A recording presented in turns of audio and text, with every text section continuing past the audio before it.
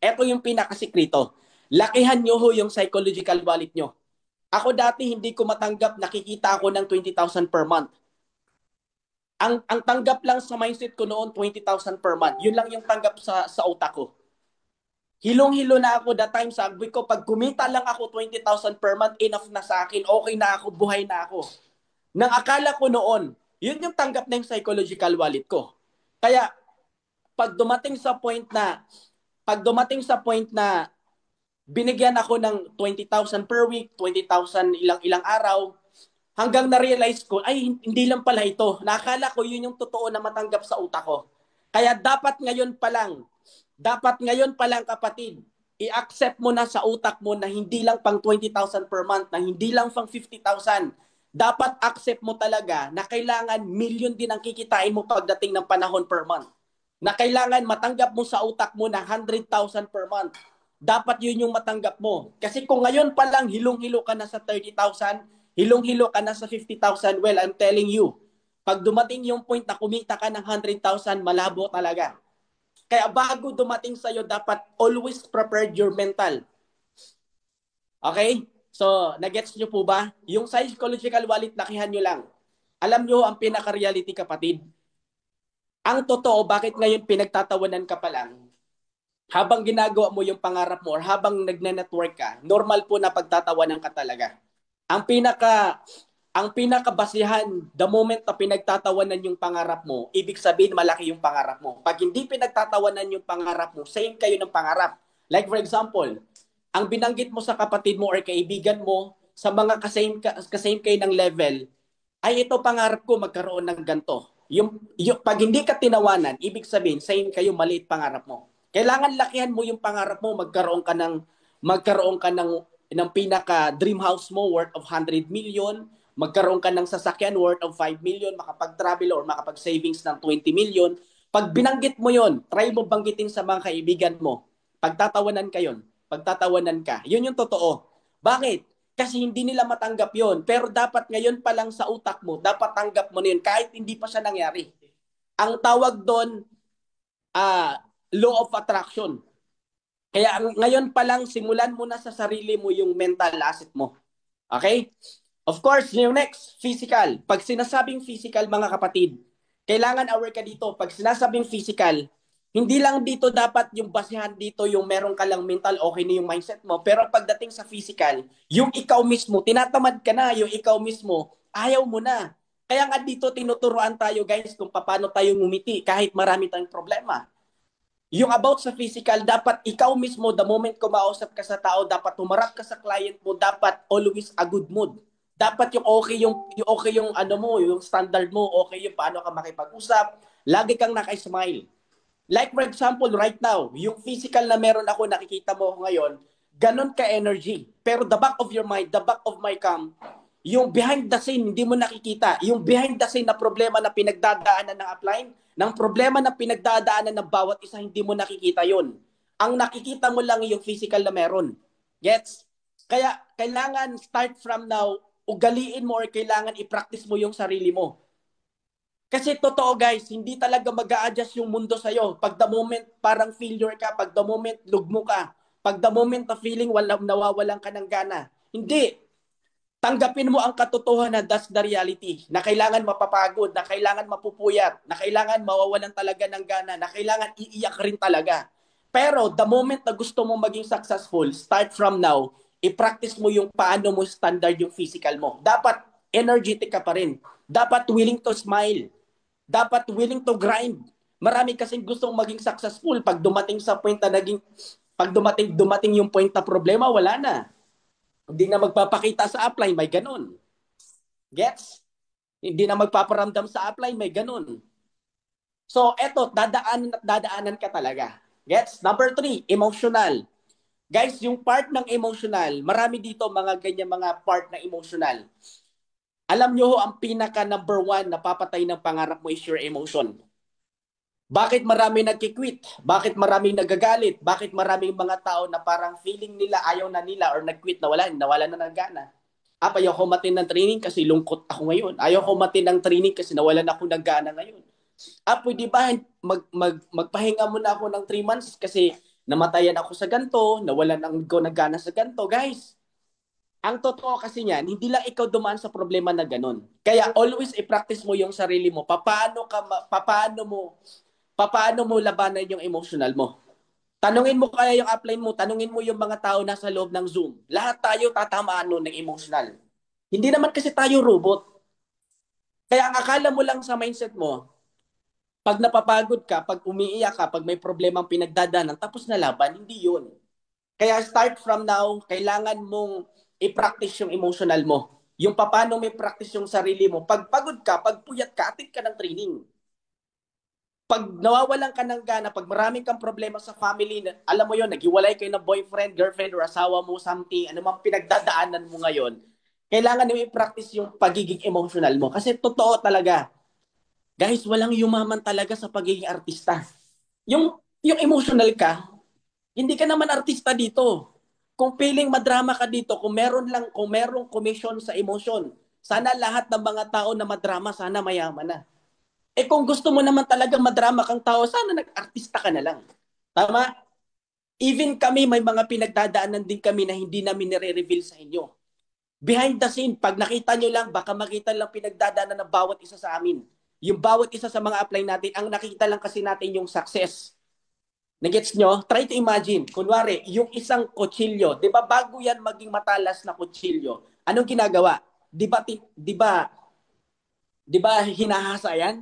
Nagets nyo? Pag hinahasa ng hinahasa, kung meron lang pakiramdam yung kutsilyo, malamang sa malamang, nagre-reklamo na yan. Habang hinahasa yan, talagang umaapo yan, talagang sakit yan, kung merong pakiramdam. Kailangan niyang tanggapin ng katotohanan na kailangan niya talagang hasain. Kailangan niyang tanggapin ng katotohanan na kailangan talaga siyang masaktan para at least mas lalong tumaling. So ganun ka rin, if you want to become successful, if you want to become rich, if kung gusto mo talaga may papatutunan sa buhay, kailangan mong tagapin, mahirapan, mapagod, mapuyat, masaktan, ma-reject, umiyak. Kailangan mong tanggapin kasi doon ka gagaling. So nagets mo ngayon, dapat hindi ka madrama. Pag napagod, huwag ka madrama. Pag nawala ng network, huwag ka madrama. Pag hindi kumita, nag-boosting ka 1 month, huwag ka madrama. Pag nag-VIP account ka, ilang months, hindi ka kumita, huwag ka madrama. Ganun talaga. Pag yung marketer mo hindi tumuloy 1 month, 3 months, tapos nag-quit, nakataya ka na 20,000, 30,000, magkano, huwag ka madrama. That's part of life. Na kailangan mo talagang masaktan, na kailangan mo talagang ma-reject, na kailangan mo talagang feeling mo, ala ka, talo ako. Ganun talaga, is part sugal talaga. Kasi kung hindi ka susugal, hindi ka mananalo. Try to imagine, okay, nanalo ngayon sa Lotto si May Amido. Try to imagine, paano ka mananalo tapos di ka tumaya? Lahat ng mga nanalo dito, kapatid, kailangan may taya. Ano yung taya mo? Pagod. Rejections. Yun yung taya mo. Gets? Ano pa? Bago na buo yung diamond, kapatid.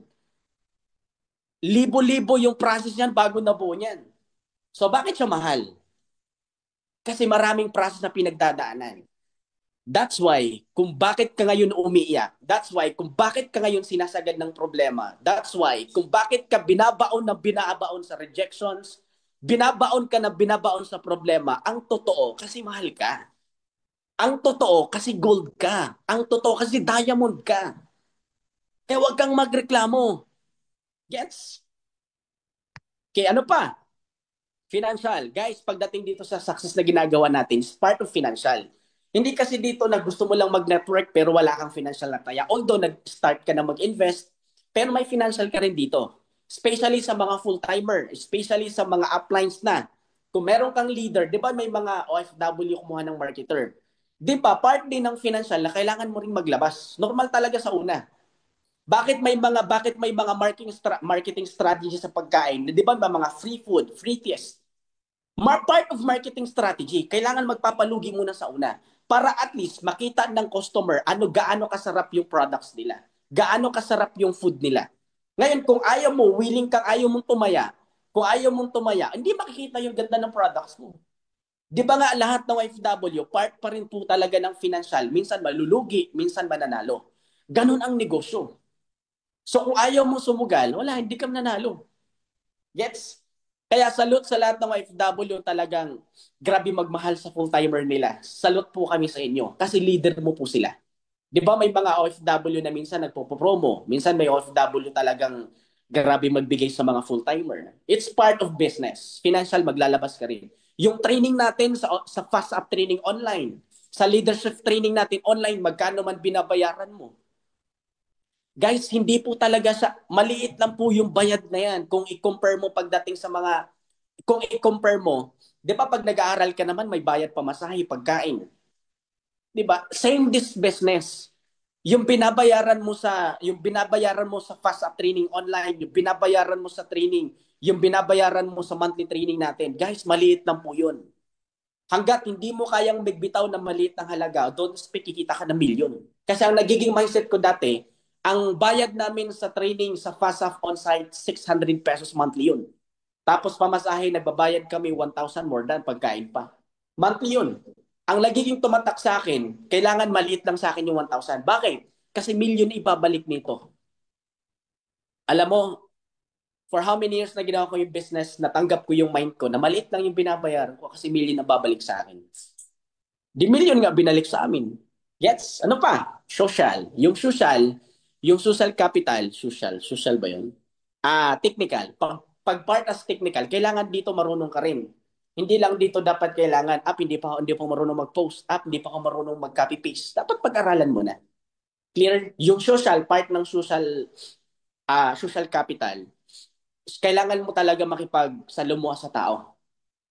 Kaya nga, di ba every Wednesday, tinatawag kayo, pinapakanta kayo. Kasi pag online pa lang, pinapractice na kayo paano mo ilabas yung takot mo, paano ka magsalita. Para pag uwi mo ng Pilipinas, full-time ka na. Kaya mo humarap kahit sinong tao.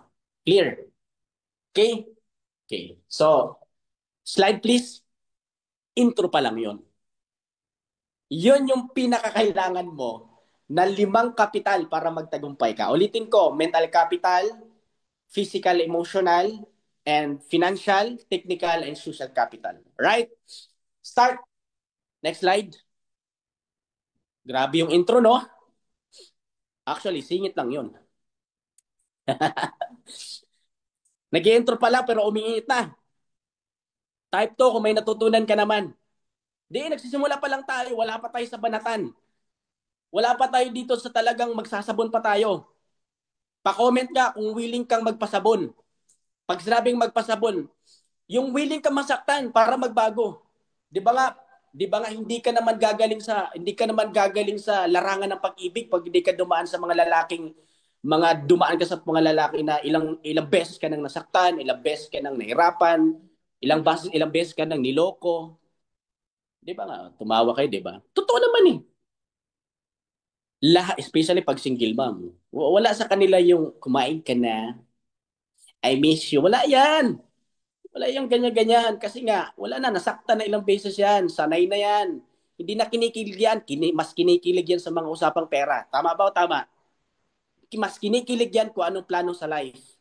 Saan tayo magtatayo. Di ba? Hindi yung magpapatayo lang sa ano. Okay.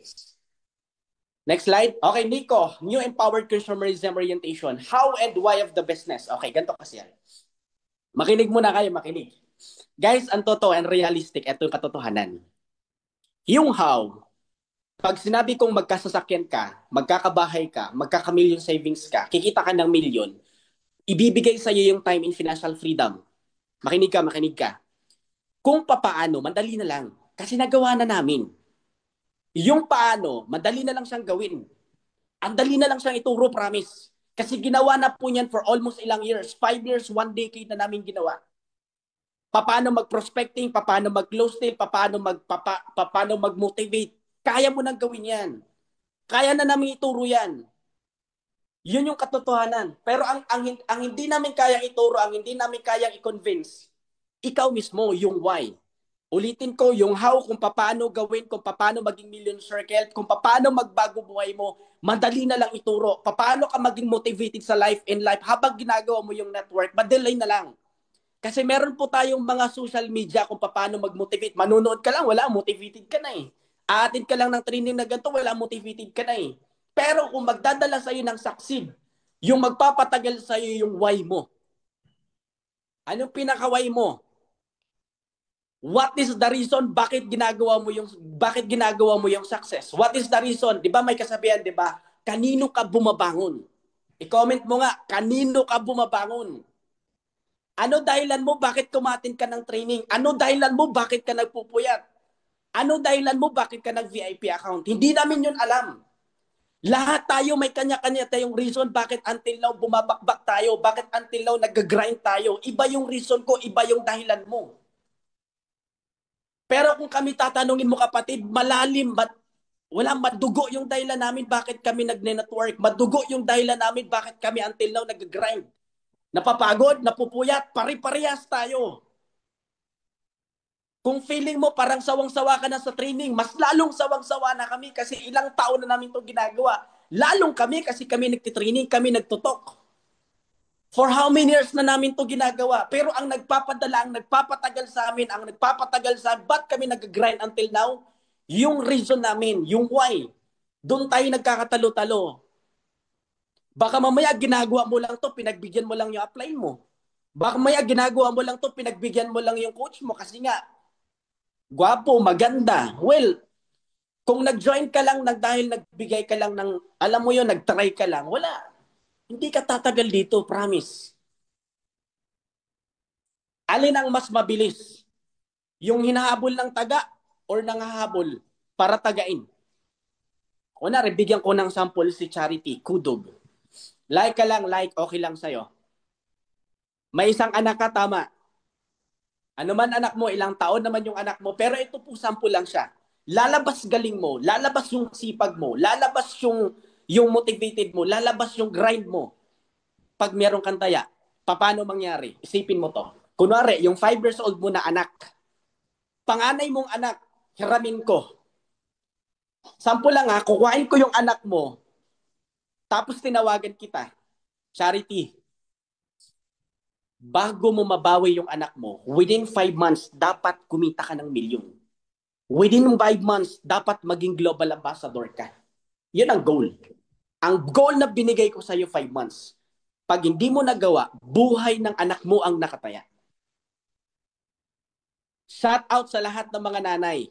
Shout out sa lahat ng mga parents. Pag anak ang nakataya, pag pamilya ang nakataya, pag loved ones ang nakataya, kahit anong mangyari, wala sa iyo yung pagod.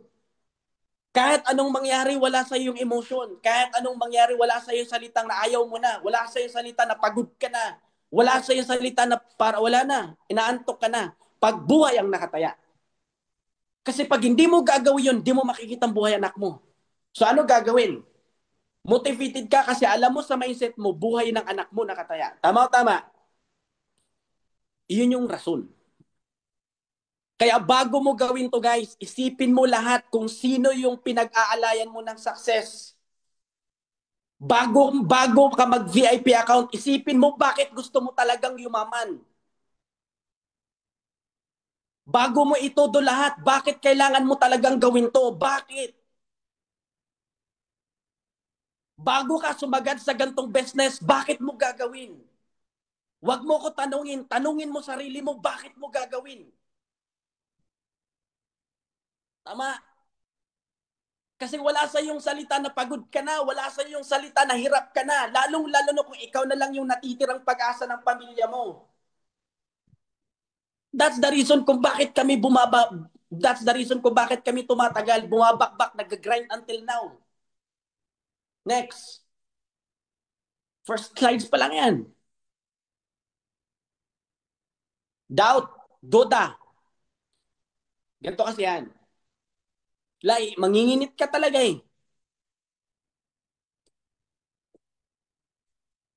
Magdududa ka kaya pag yung anak mo nakataya? Hindi. Niluloko kaya ako nito? Hindi, anak ko nakataya eh. Tama? Yaman kaya ako dito? Kaya ko kaya? Hindi. Buhay ang nakataya. Huwag mo sabihin ayaw mo, huwag mo sabihin paano? Hindi, huwag ka magduda. Buhay anak mo. Buhay ng pamilya mo nakataya. Hindi mo pwedeng sabihin, hindi, nagdududa ako eh. Gets? Yeah, if you want to become successful in life, dapat start from now. Tanggalin mo yung duda mo. Kasi pag nagduda ka sa sarili mo, kaya ko kaya within 5 months maging global ambassador. Kaya ko kaya within 1 year maging millionaire circle. Dapat start from now, 100% kaya mo. Hindi pa man nangyari, pero dapat alam mo, kaya mo mangyari yun. Bakit nangyari sa amin kung meron kami? It's because hindi pa man nangyari start from day one, nangyari na yon. Pero tatrabahoy na lang. Kasi alam namin sa sarili namin, yung big why namin, yun yung nagpapamotivate, yun yung nagpapagrind sa amin. Gets? Magdududa ka kaya pag buhay ang nakataya? Kaya yung action mo, yung galaw mo, talagang todo. So yung result, ibibigay sa'yo yung gusto mong yung results. Mabibigla ka na. MC na pala ako. Wala, nangyari na pala, for good na pala ako. Tama? Wala, mabibigla ka talaga, promise. Ano pa, next? Kaya start from now, tanggalin mo yung duda mo. Para mangyari na wala kang takot, wala kang duda, dapat may taya ka. Ulitin ko, may taya ka. May pinanghuhugutan ka. Yung fear. Kaya nga siya takot na sinasabi, kung care you fear. Alam mo ang katotohanan, takot lang. Takot lang talaga yung iba. That's the reason kung bakit hindi sila tumatagal. Takot lang talaga yung dahilan. That's the reason kung bakit until now hindi mo na makikita sa Zoom. Nag-quit na, wala na, hindi na nagpaparamdam. Although yung iba nag-VIP account nga eh. Pero bakit sila takot? Marami ding mga full-timer na pagkatapos ng kontrata, wala na, takot na. Takot sa responsibility. Ano pa? Takot na bagutom. Takot na walang panggalaw. Iba-ibang takot yan, iharap talaga sa'yo ng universe. The moment pag hindi mo hinarap yung takot mo, I'm telling you, hindi ka makakarating dulo. Kaya sa lahat ng mga full-timer, if gusto mo talagang may papatunayan, kapatid, huwag kang matakot magutom. Dati ka ng gutom. Huwag kang matakot mapuyat. Dati ka ng puyat. Huwag kang matakot mahirapan. Mahirap ka lang din naman. So huwag kang magreklamo. Ang dapat maintindihan kita kung nagrereklamo ka, hirap na hirap ka, kung mayaman pamilya mo. Isipin mo to, nagrereklamo ka, mainit sa hab. Isipin mo to, nagrereklamo ka, mainit sa hab. Iba amoy sa hab. Ang pagkain tuyo, itlog lang. Paulit-ulit lang pagkain. Kung mayaman yung pamilya mo, kung mayaman kinakalakihan mo, naiintindihan pa kita eh. Pero kung pari-parehas tayo ng pinagdadaanan na mahirap din yung sitwasyon mo, wala kang karapatang magreklamo. Huwag kang magreklamo. Kasi hirap ka din. So anong gusto mo? Aircon. Tindi mo. Tama? Eto mapatindi. After 6 months, wala na. Tapos na contract, wala na, uwi na. Alam mo, hindi ka naman talaga nag-quit eh.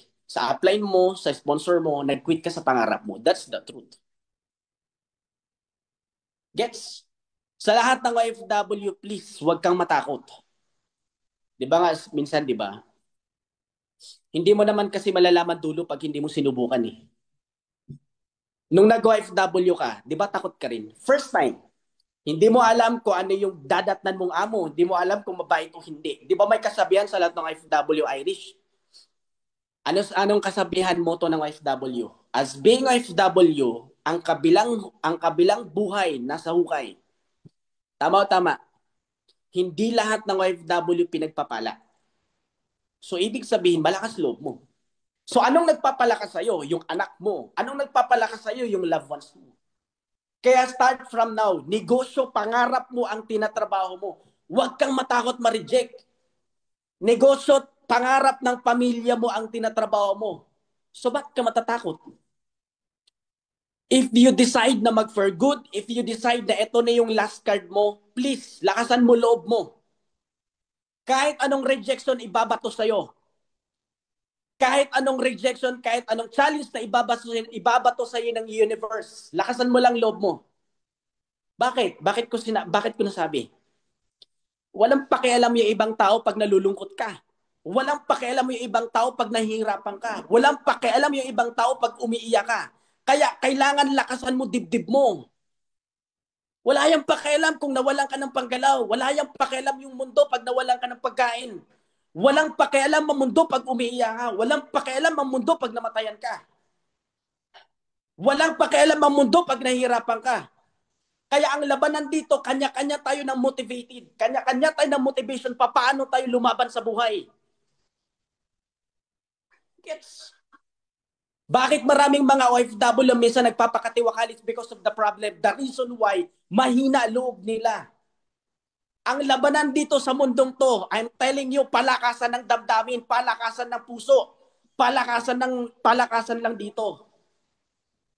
Patibayan ng dibdib, bawal dito iyakin.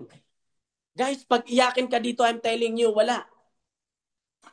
Walang pakialam ang kapitbahay mo, walang pakialam yung kamag-anak mo, wala. Although magko-concern sila sa'yo, kukonvert ka. After that, gagrind ka ulit eh. After that, magtatrabaho ka ulit eh. After that, pag umiyak, may nagko-convert sa'yo. After that, mag-grind ka ulit. After that, magtatrabaho ka ulit. Para ano? Para mabuhay. So, ang problema ng iba, pag may problemang bumagsak, wala na, nababao na, tapos umiiyak, and then, wala na. So, ano ginagawa? Mas lalo kang titibay pag natatakot ka. Kaya, mas lalo kang harapin. Gets? Yun totoo. Gusto nyo pa? Next. Ano pa? Okay, fear of rejections. Yun, binanggit ko na yan. Family, loved ones, relative, friends, neighbor, classmates, office mates, co-workers. Next slides. Binanggit ko na yung kanina. Pero lahat ng nabanggit ko kanina, wala niyang pakialam kung ano pinagdadaanan mo. Walang pakialam. Kahit sinong tao kung ano pinagdadaanan mo. Napagod ka, napuyat ka, wala kang pakialam yung mga tao niyan. Marami din silang mga masasabi sa'yo na hindi maganda, pero ikaw pa rin ang magpapatunay kung maganda o hindi. Fear of failure. Alam nyo ho, success 99%. Failure. So bakit ko nasabi? Sabi nito ni Shuichiro Honda, founder of the Honda Motor. Okay, ang kwento kasi nito, bago nabuo yung, alam mo, bago nagkasasakyan, si Ford, Henry Ford, darating yung time na hindi na mapapagod yung kabayo para sakyan ng mga tao para sa mga travel na gusto nila. Pinagtawanan din ng mga tao. It was only 99%, maraming tao na hindi nininiwala. It's only 1% ang magpapatunay kung totoo o hindi. Try mo, isigaw mo sa Facebook. Darating yung time, yung post na to, magkakaroon ako ng dream house ko, magkakaroon ako ng sasakyan, makauwi ako for good, I'm earning 1 million per month. Try mo. Lahat ng mga close friends mo doon, nabanggit ko kanina, pagtatawanan ka. Totoo. Ang labanan dito, paano yung paniniwala mo sa sarili mo na kaya mo? Kung yon si Honda, yung author ng bago na buo yung sasakyan, si Henry Ford, do you think may sasakyan? Wala. Ikaw ang may karapatan sa sarili mo kung puputulin mo yung kahirapan ng angkan ng pamilya mo or ipapamana mo sa anak mo, sa apo mo. Mamili ka. It's your choice. Ipapamana or puputulin mo. Gets? Kaya yun yung rason na kailangan walang pagod. Yun yung rason na kailangan hindi ka mapagod. Yun yung rason na kailangan walang salitang ayaw. It's because ranas mo na kung paano hirap. So kailangan mo pa bang iparanas sa apo, sa anak mo? Gets? Okay, next. Ano pa? Start pa lang tayo, di ba? Nag-iinit pa lang yan. Do not be embraced by your failures.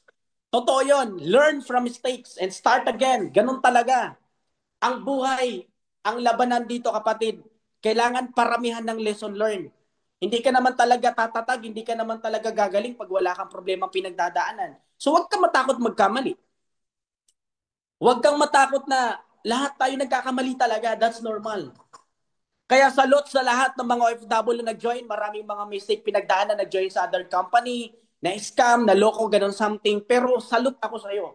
Bakit ko nasabi? Kasi hindi ka nawala ng pag-asa. In-all out mo pala yung because sabi nga, pera lang yun, part of money paper. Pero yung lakas ng loob, pero yung try until you succeed, makukuha mo rin. As long as hindi ka nag-give up, sabi nga, hanggat buhay ka, may pag-asa. Kaya ka dumating sa point sa maling tao, it's because doon yun ituturo sa iyo yung tamang lesson. Kaya ka nagiging, alam mo yun, kaya ka nagiging realistic na sa panahon ngayon. Kaya ka parang, kaya nga sabi ko kanina, di ba? Kaya nga wala nang kilig yung mga single mom kasi dumaan sila sa matinding mga realization. Dumaan sila sa matinding mga lesson. Na ang totoong labanan ngayon ay hindi na pag-ibig labanan. Na ang labanan ngayon kung magkano laman ng bulsa. Hindi na uso di bali saging basta labing. Tama? Ang uso ngayon, magkano yung laman ng bulsa mo? Yun yung labanan. So, ginagrind sila nung lesson na pinagdadaanan sila. Tama? Dapat ganun ikaw. Huwag ka matakot magkamali. Huwag ka matakot ma-reject.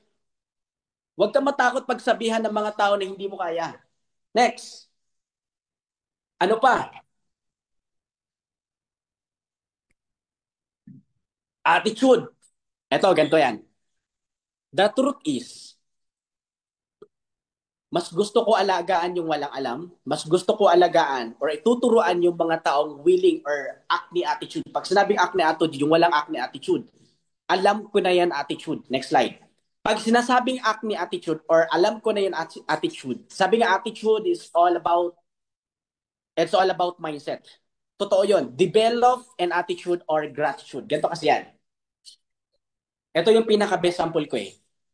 Kaya nga 'di ba ang sasakyan, makita mo sa dulo, makita mo doon sa likod. Ang sasakyan, may nakita kayo sa sasakyan, 'di ba? Makita mo sa likod, may nakalagay doon extra gulong. Ganito kasi 'yan. Ang purpose ng extra gulong, pag na-flatan, ano gagawin? Papalit ng gulong para maging maganda yung takbo. So ikaw, kung hindi ka marunong magpalit ng gulong o hindi ka marunong paano ayusin yung sasakyan, pag na-flatan ka, ano gagawin mo? Di ba pupunta ka sa vulcanizing? Yung vulcanizing ngayon, yung magpapaayos ng gulong ng sasakyan. Ngayon, same in this business, same in this life. Pag napagod, napuyat, nag-iba na yung mindset mo, wag mo talagang itakbo, wag mo talagang rumatrat. Ang iba kasi, pag nagbabago yung mindset, sumasama ugali, wala na, rumaratrat, akala na tama yung ginagawa nila. Pag lumiliko yung mindset mo, lumiliko yung bad attitude mo, yung attitude mo, pag pumapangit yung attitude mo, pupunta ka sa vulcanizing as instrument, hindi yung talagang vulcanizing. Ang instrument lang yun yung trainer mo, yun yung coach mo, yun yung mentor mo, magpa-mentor ka. Or attend ka ng mga training. Para ayusin ulit, i-align ulit yung attitude mo. It's all about your attitude. Kasi ang totoo, walang silbi yung galing mo kahit magaling ka magpa-join, pangit ugali mo. Wala, hindi ka tatagal. People business. Kaya mag-stay ang maraming tao sa'yo, it's because paano ka makisama sa tao, yung ugali mo ayusin mo. It's all about attitude. Bilangin mo yan. A, 1, T, 21, 21. Yung alphabet hanggang Z, bilangin mo yan. 100% yan. Pag nagkamali ako, balikan mo ko. Kaya importante yung 100% attitude. Ang skills is only 85%. Kasi maraming magaling dito magpa-join pero pangit ugali. Wala, hindi rin tatagal. Marami akong mga full-timer na gano'n. Kapag 7 accounts, 15 accounts, multiple hits talaga yung banatan.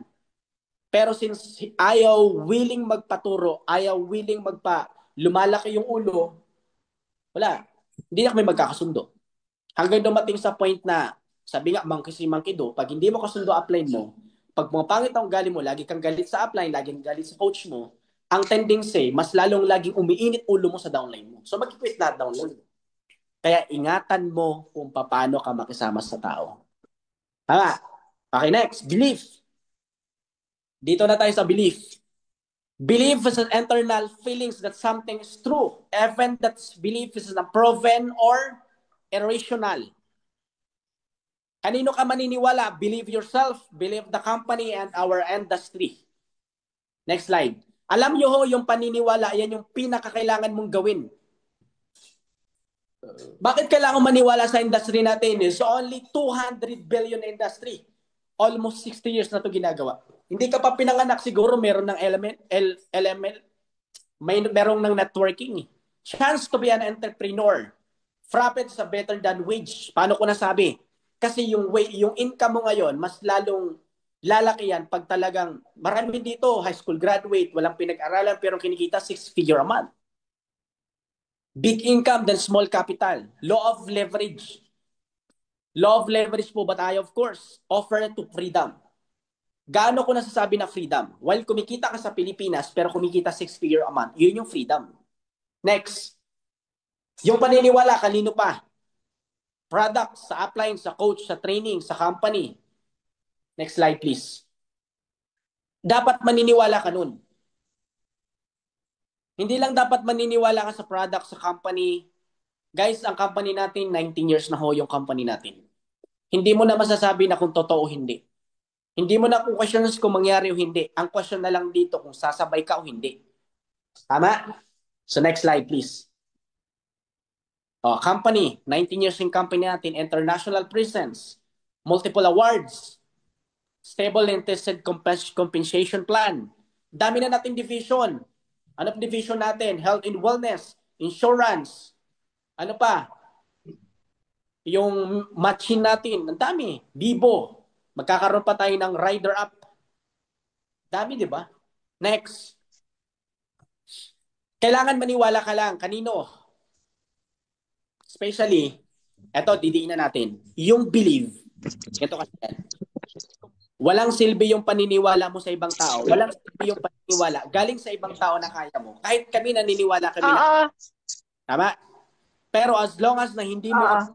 paniwalaan yung sarili mo na kaya mo maging successful, believe me, hindi ka tatagal dito.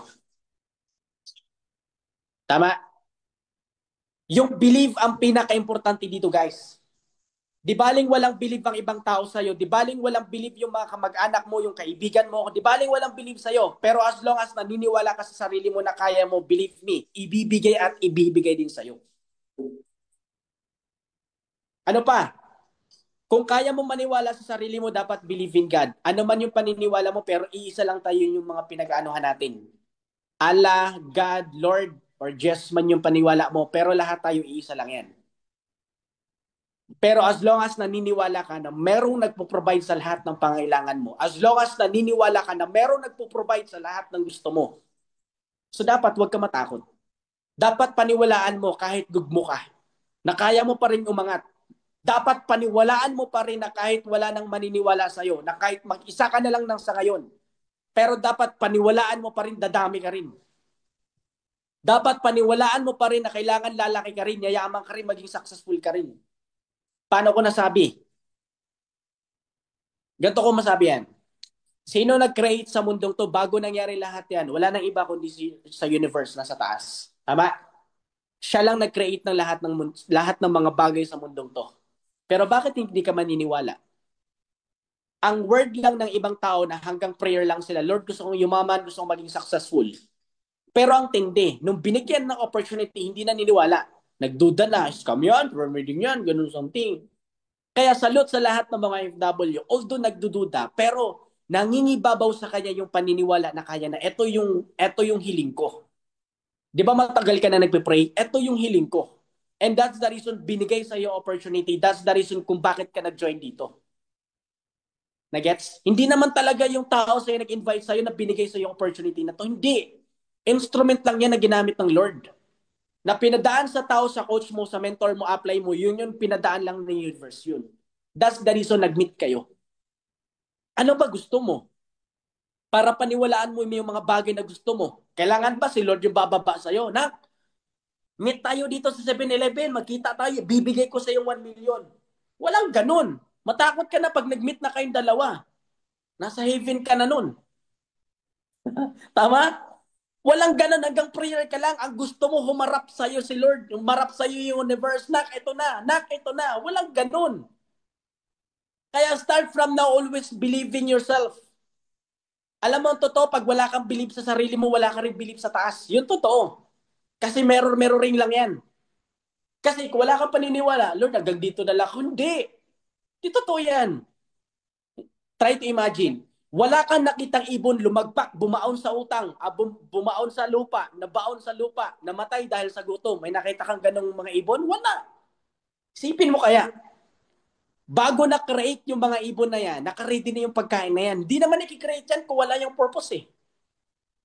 Nagets? So dapat ikaw, alam mo sa sarili mo kung ang ibon hindi pinabayaan, how much more ikaw, tao, anak ka ng Diyos. How much more ikaw na tao, anak ka ng universe.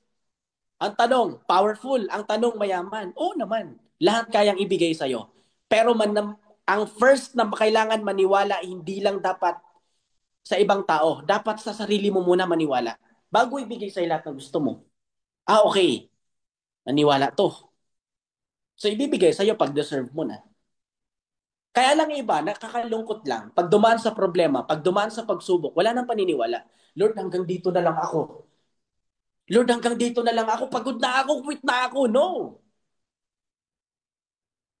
The moment mas lalo kang binabaon sa problema, mas lalong ibibigay sa'yo kasi china-challenge ka lang. Hindi lang naman ibig sabihin, alam mo kung bakit ka binigyan ng problema. Hindi ibig sabihin nun na sinaktan ka. Hindi ibig sabihin na pinahirapan ka. Hindi ibig sabihin nun na parang hindi ka love. No. China-challenge ka lang. Tinatry ka lang, kailangan, alam mo yun, china-challenge ka lang kung gaano ka ba katatag. Na yung paniniwala mo sa kanya, kaya mo pa rin paniwalaan 100%. The moment na napapagod, napupuyat, nawawala ng gana, so dapat start from now, always believe in yourself. Always, sa taas, dapat maniwala ka pa rin. Gets? Next, commitment. Ito na. Dito na tayo. Yan. There is a difference between interested commitment. You're interested in doing something. You did and only went. Basahin nyo na lang. Basta commitment. Ito kasi ang commitment. Hirapan mo ako mag-English dyan. Ito labanan ng commitment. Ang labanan ng success, hindi lang dapat I'll try. Hindi lang dapat I'll do my best. Dapat ang pipiliin mo yung tatlo. I'll do my best whatever it takes. Kasi kung sasabihin mo sa sarili mo, gusto mo talagang yumaman, I'll try. Walang ganun. Baka mamaya pag napagod na puyat ka lang, wala na, quit ka na. I'll do my best. Hindi rin pwedeng I'll do my best, gawin mo. Dapat do it whatever it takes. Pa-comment ka, I'll do my best whatever it takes. Kasi ang labanan dito, patay kung patay. Ang labanan dito, buhay kung buhay. Ang labanan dito, pagod kung pagod. Ang labanan dito, puyat kung puyat. Ang labanan dito, rejection kung rejection. Ang labanan dito, kainin mo lahat ng problema ang pinagdadaan, lulukin mo lahat ng pinagdadaanan mo. Yun yung labanan dito. So kaya mo pa rin maging matatag. Kaya mo pa rin lumaban the moment marami kang problema ang pinagdadaanan. Kaya mo pa rin bang humarap sa client mo the moment pagod ka. Kaya mo pa rin bang mag-network kahit baong ka sa problema. Yun yung labanan. Kaya nagkakatalo-talo dito tayo kapatid sa commitment. Baka yung commitment mo hanggang dyan lang. Baka yung commitment mo hanggang hub lang. Baka yung commitment mo hanggang OFW ka lang. Baka pag-uwi ng Pilipinas, hindi ka na magpaparamdam sa upline mo. Baka pag-uwi mo ng Pilipinas, after that, wala na. Doon tayo nagkakatalo-talo kapatid. Kaya if you want to become successful, always, kailangan mong i-bound sa mindset mo. I'll do it whatever it takes. Dapat may mindset ka, dapat this is my last card. Kung tatanungin mo kami, may mga chance ba na burn out kami? May mga chance ba? May mga time ba nahihirapan kami? May mga time ba na feeling namin hindi na namin itutuloy? No. Lahat tayo dumadaan tayo sa ganun. Pero bakit kailangan namin itong ituloy? It's part of commitment. Yung commitment na tinaya na namin buhay namin dito. Yung commitment, marami na kami buhay ng mga tao na sinabihan na whatever it takes, tutulungan ka namin. Whatever it takes, gagawin namin yung part namin para magtagumpay ka rin. Alam mo, wala kang karapatang mag-quit pag may isang leader ka na. Makinig ka, full-timer, makinig ka. Wala kang karapatang masabing mag-quit ka na. Wala kang karapatang magsabing ayaw ka na. Wala kang karapatang mag-quit ka na or umuwi ng probinsya magpahinga pag may isang OFW ka na napasali. Ginugulo mo pa. Ginugulo mo pa sa ngayon. Pinapa-join mo pa lang, dulo magkikwit ka lang naman pala. Isa na hindi ka na nag-networking, isa na hindi ka na nag-full-time. Kaya ang labanan dito, patatagan ng loob. Yung commitment na dapat yung magdadala sa'yo ng succeed. Napapagod, nahirapan, wala kami ganun. Lahat tayo dumaan sa ganun, pero wala sa aming salitang mag-quit. Yes, napapagod. Yes, nagugutom. Yes, nawawalan ng paggalaw. Yes, naboburn out din kami. Paulit-ulit pa naman namin ginagawa to, naboburnout din kami. Pero walang salitang pag-leader ka. Walang salitang ayaw ka. Walang salitang quit ka. Kasi maraming mga tao sa baba mo na pinasali mo, pina-join mo, alam mo, pinangakuan mo na mag-succeed din sila. Yun yung pinaka-legacy mo. Born your legacy. Lahat mga nag-quit dito, walang bayag. Diba? Ang lakas ng paniwala mo, yayaman ka rin dito, mag-succeed ka rin dito. Dulo pag nahirapan, pag nawala ng paggalaw, quit ka lang pala. O paano yung mga tao mo sa baba? Paano yung mga leader mo sa baba? Kaya yung commitment, whatever it takes yan eh. Pwede ba guys, i-comment mo ngayon. Ibanggit mo yung upline mo. Sabi mo, apps, maraming salamat po. Bakit ko nasabi? Ganito kasi yan. May mga times sa upline no, lumalaki yung network na akala natin talagang kumikita ng consistent ang business, ups and down yung income. Pero ang nakikita mo lang yung gigil. Ang nakikita mo lang yung consistent na humataw. Ang nakikita mo lang paano mag-motivate. Ang nakikita mo lang kung paano yung gigil mag-network. Pero yung behind the scene na nandito sa hub, behind the scene na nandito sa full-timer, behind the scene nandito sa Pilipinas, hindi mo alam kung anong pinagdadaanan. Tama? Kaya salot sa mga leaders, salot sa mga full-timer na until na bumabakbak, nag-grind. Nahihirapan, mag-grind pa rin. Kasi may commitment. Kasi may paniniwala is born as legacy. Kaya salot ako dun. Kaya sobrang saludo sa mga leaders, sa mga upline na talaga bumabakbak, nag-grind, pero maraming problemang pinagdadaanan. Pero hindi mo alam kung may problema din yan o wala. Pero I'm sure meron yan. Hindi naman kailangan i-reveal sa'yo. Tama? Nagugutom, napapagod, napupuyat, nare-reject. Lahat yan, dinadaanan yan. Pero hindi na kailangan ipamukha sa'yo yan. May kita man o wala, pero mag-grind yan. Kasi ang nagiging motivation or commitment, lahat basta may naniniwala, kahit isang tao, tutuloy at tutuloy kami. Hindi lang naman is about money. Guys, kung pera lang labanan, matagal na kaming wala. Kung pera lang ang labanan ng company, yung mindset ng company, pera ang labanan, bilyonaryo na si Dukin. Bilyonaryo na yung company owner. Kaya lang is because servant as heart na makatulong sa mga Filipino, especially OFW, magbago life. Every year, nag-innovate sa products. Grabe, sobrang sulit kung alam nyo lang. Sana dapat ganun ka rin. Kasi walang kwenta na buhay ka sa mundo, lang tinitinan mo lang pera. Di ba ang sarap kaya? Lahat naman tayo darating sa finish line eh. Anong gusto mo? Mawala ka sa mundong to, pero ang nabuild mo, hindi ka maalala sa ibang tao, it's because wala kang nabuild na legacy. Ano yun? Wala na pala si si Juan? Hindi ko alam. Pero pag may nagawa kang maganda, nagbago yung buhay, naging milyonaryo, na dahil sa'yo, libo-libo nagbago yung buhay. Dahil sa'yo, libo-libo na tulungan dahil sa insurance, dahil sa products. It's because may commitment ka, it's because part as legacy. So pag nawala sa mundo, finish line, maalala ka. Wala nga no, kilala ko yun, mentor ko yun. Tama? Kaya start from now, itatak mo sa mindset mo, magtanim ka ng legacy. Yung legacy kasi, parang ganito. Hindi nyo ba napapansin bakit si Manny Pacquiao, bilyonaryo, lumalaban pa rin? Diyan na lang, wala na, tapos na eh. Manny Pacquiao, wala na, tapos na laban eh, yung tanong mo eh. Quit na ako. Ayoko na, tapagod na ako. Hindi na ako kumikita. Ilang buwan ako hindi kumikita. Ayoko na. Tanungin mo si Manny Pacquiao kung ayaw na sana yan. Kaya lang ayaw niya eh. Pero yung since legacy, hindi lang sa about sa pera tumitingin. Sana ikaw wag kang tumingin sa pera. Tama? Kaya sa lahat ng OFW, please wag kang tumingin muna sa income. Ang sarap mabuhay sa mundong to, may natutulungan, nagbago lang life ng dahil sa'yo. Okay, next. Commitment. Discouragement. Next. Lapit na tayo guys. Determination. Okay. Makikita niyo yung picture. Paki-zoom nga. Patry mo tingnan yung picture. Di ba yung malaking bato, tapos yung maliit na tao, although malaki yung katawan. Pero imagine this. Yung bato, yun yung problema. Yung malaking batong bilog, yun yung problema. Pero ikaw mismo na tumutulak, yung determinasyon na kailangan makarating ka dulo, makarating ka sa tugatog ng tagumpay, anong determination mo?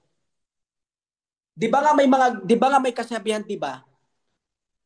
Tataas yung determinasyon ng isang tao pag binigyan ng taning ng buhayan ng doktor. Ano sabi? Example, si Juan. I will give you 5 months of your life. Patay ka na pag hindi ka nagbago. Kailangan bawal ka kumain ng matataba. Kailangan mag-diet ka. Kailangan mag-exercise ka.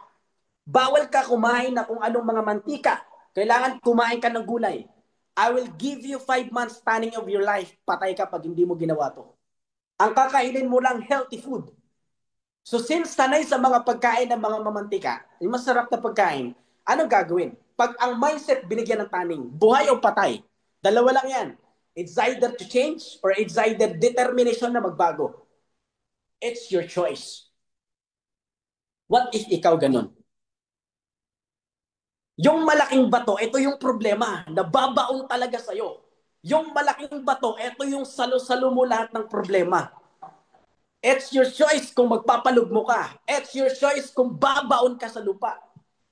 It's your choice kung lulugmok at lulugmo ka. Pero may karapatan ka rin naman talagang lumaban. Pero may karapatan ka rin naman talagang magbago. Paano? Palakasin yung mindset, kailangan at least lumaban sa hamon ng buhay. Na kahit mabigat yung problemang pinagdanan, pero tulak ka pa rin kasi lalakas at lalakas ka. Di ba nga, kaya lumalaki yung katawan, it makes tulak ng tulak. May kwento nga yan eh. Gusto niyo kwento?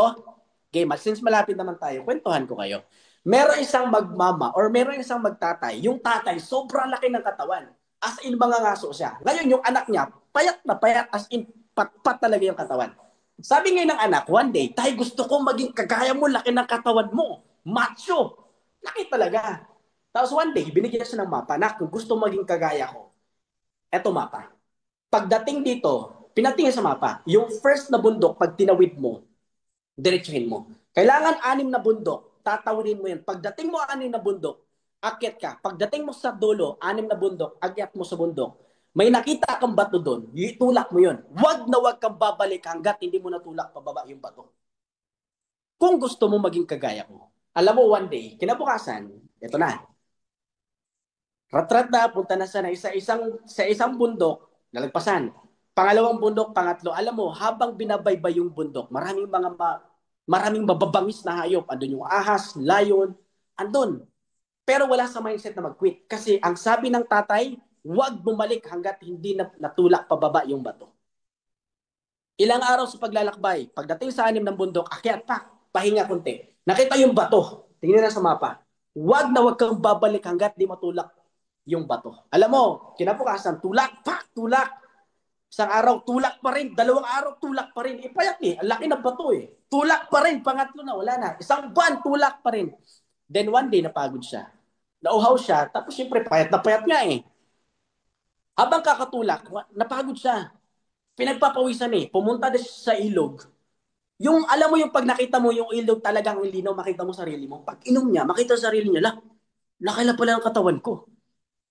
Di na-realize niya, iniwan niya lang bigla yung bato kasi hindi naman tulak kahit anong gawin niya. Lumaki yung katawan niya. Hindi naman natulak yung bato. Pagbalik niya, pinapalakpakan siya ng mga tao. Ulitin ko, pagbalik sa bahay, pinapalakpakan ng mga tao. Tapos nag-meeting yun. Lahat ng tao sa Zoom, pinapalakpakan yun. Wala talaga, hindi nagpalakpakan. Okay. Lahat ng mga yun, pinapalakpakan talaga pagdating. Congratulations, lumaki katawan. Ngayon, anong moral lesson sa kwento? Ganito yan. Guys, maraming susupport sa'yo pag nasa tagumpay ka na. Pero habang nasa grind ka pa lang, hindi ka kilala. Habang nasa grind ka pa lang, wala yung pakialam sa ginagawa mo. But I'm telling you, wag na wag kang babalik hanggat hindi ka nag-succeed. Di ba nga may napanood ako sa OFW? Kaya, naintindihan ko lang din, bakit maraming OFW na hindi sila uuwi ng Pinas hanggat hindi napagawa yung bahay, hanggat walang naipundar. It's because umalis ka lang naman na wala, babalik kang meron. Ang pangit kasi umalis kang wala, tapos babalik kang wala. Kaya salute sa lahat ng mga OFW mindset na ganun. Kahit hirap na hirap ka na, kahit gusto mo nang mapagod, kahit gusto mo nang umayaw, kahit gusto mo nang mayakap pamilya mo, kahit gusto mo nang mayakap anak mo, pero wala kang karapatang magsabi, ayaw mo na. Wala kang karapatang magsabi na uwi ka na. Wala kang karapatang magsabi na give up ka na. Dahil ang nagpapamotivate sa'yo, hindi ka babalik ng pamilya mo, hindi ka babalik ng province mo hanggat hindi nagbabago buhay mo. Sana lahat ng mindset ganun ka rin.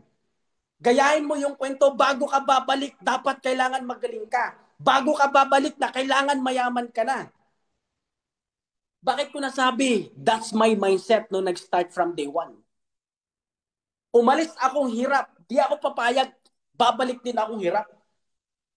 Kaya sa lahat ng mga full-timer, please, huwag kang bumalik hanggat hindi ka yumaman. Hanggat hindi ka naging millionaire circle. Gulatin mo yung mga taong walang bilib sa'yo. Tama. It's your determination. Determination. It's your choice. Mamili ka. Next. Ano pa? May natutunan po ba? Type 3. Malapit na tayo. Next slides, please. Huwag ka papayag. Yung babalik ka lang walang mangyari. No. Effort. Okay. Guys, yung effort kasi dito, depende kasi sa effort eh. Yung gusto mong success, depende it's your effort. Hindi kasi pwedeng gusto mong gaganda katawan mo, tapos sabihin mo sa ibang tao, bakit ka pumapayat? Ako nagbubuhat, ikaw papayat. Walang ganun. Pumapayat yung katabi mo, tapos ikaw yung nagda-diet. Walang ganun. Kain ng kain yung katabi mo, tapos ikaw nagda-diet, tapos yung katabi mo pumayat. Hindi ganun. Hindi yung ibang tao magbubuhat sa'yo para pumayat ka. Ikaw magbubuhat, ikaw magda-diet. Same in this business. If you want to become successful, effort ang kailangan mo. Ikaw magbubuhat, ikaw mag-grind, ikaw mag-network. So, sino masasaktan? Sino mahihirapan? Sino marireject? Ikaw din. Sino iiyak? Ikaw din. Pero pag yumaman ka naman, sino ang titira? Hindi apply mo. Sino magdadrive ng sarili mo sa sasakyan mo? Hindi yung apply mo. Pag yumaman ka naman, kumita ka ng milyon dito, sino naman ang magta-travel sa iba't ibang bansa? Hindi magtrabaho, hindi para mag-bakasyon. Sino? Apply mo ikaw. Ikaw. Kaya kung gusto mo naman pala, lahat ikaw yung maging owner, please. Owner, take a responsibility. Pagod, puyat, rejections. Take owner responsibility. If you love success, love responsibility. Effort lahat kailangan mo. Clear. Mahalin mo rejection. Mahalin mo lahat ng pinagdadaan na challenge. Mahalin mo yung lugmok na pinagdadaanan mo. Lahat yan, kwento lang yan. Promise, promises. Hindi wala ka. Yung tsura mo ngayon, hindi yan. Hindi pa yan pinaka-finish. Kung makita mo lang paano ko magsalita noon, promise, maniwala. Di ka talaga maniniwala eh. Bulol pa magsalita. Hindi pa tuloy-tuloy magsalita. Wala. Pero doon ako nadidevelop. Talagang pag in-invite ko yung tao, titingnan ako mula ulo hanggang paa. Puyat, puyat, payat, patay gutom. Isang beses lang kaya isang araw, makakain lang, benta ka muna ka ng products. Paano ka makain nun? Paano ka tataba nun? Ngayon, problema ko ngayon, paano ka papayat? Kasi marami na pagkain, no? Di ba? Next! Ano pa? Malapit na tayo. Focus. Guys, ang focus dito, simple lang. Hindi ka naman talaga kikita hanggat patalon-talon ka. Kaya pag may nag-invite sa na other company, nagpaparamdam sa'yo, wala na. Restrict na. Ignore na. Hindi kasi pwede na babangka ka sa dalawang ilog, namamangka ka. Kailangan isa lang. Tama? Okay, next. Goal. Ang goal lang, pinaka-basic lang. Smart, specific, measurable, realistic, and time-bound. Pag nag-set ka ng goal, hindi agad mag-set ka ng goal. Kailangan million agad 1 month. Ang pinaka-realistic. Example, Coach, ang goal ko within this year 2025, mahit ko yung VIP. Tapos within this 25, I earn 100,000 sa DTC. Specific yun. Tapos magpasit ka sa apply mo. Huwag ka kaagad mag-set agad na sobrang laki. Kasi pag mag-set ka sobrang laki, pag hindi mo na-hit, bibilaukan ka. Example, 1 million per month, bago ka pa lang. Pag hindi mo na-hit, quit ka. Kasi, nabilaukan ka. Kailangan step by step, 10,000, 20,000, 30,000 hanggang pataas. Ganun kami nag-start. Ang pinaka-goal ko ngayon, 200,000 a month. Yun yung pinaka-next goal ko. Next. Yon. Okay guys, this is my last message. Be humble, teachable, and always keep learning.